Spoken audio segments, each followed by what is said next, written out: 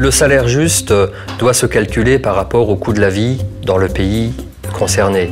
Il n'est pas possible de simplement faire un calcul mathématique par rapport au taux de change qui existe chez le banquier.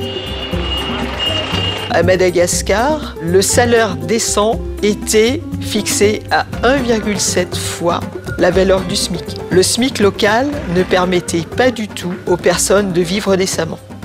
Il faut effectivement évaluer le coût de la vie, il faut déterminer quels sont les besoins que l'artisan et sa famille a besoin de couvrir. Souvent, un artisan a besoin de nourrir une famille nombreuse. Il est important que par son travail, l'artisan puisse remplir ses objectifs de père de famille, de responsable. On fixe un prix juste avec l'artisan, qui reflète à la fois le nombre d'heures passées, la technicité du travail, le savoir-faire et puis l'achat des matières premières. Donc on fixe ce prix et ensuite tout va s'ajouter à ce prix pour donner un prix final. Donc le système de calcul est complètement inverse à ce qu'on peut voir dans le commerce traditionnel. Il faut prendre ces chiffres avec des pincettes puisque tout est relatif. On va prendre un objet qui coûte 100 € et on va le découper en pourcentage.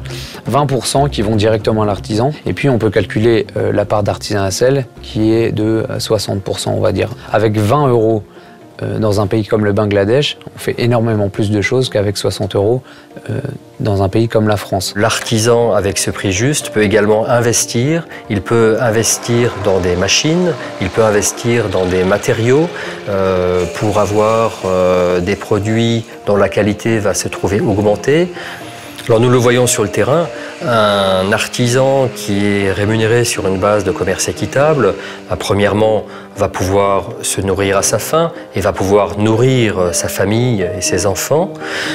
Deuxièmement, il va pouvoir envoyer ses enfants à l'école, il va pouvoir leur apporter une éducation et c'est cette éducation qui permettra par la suite à ses enfants, lorsqu'ils seront devenus grands, d'accéder à un métier, leur permettant également de contribuer au développement économique du pays.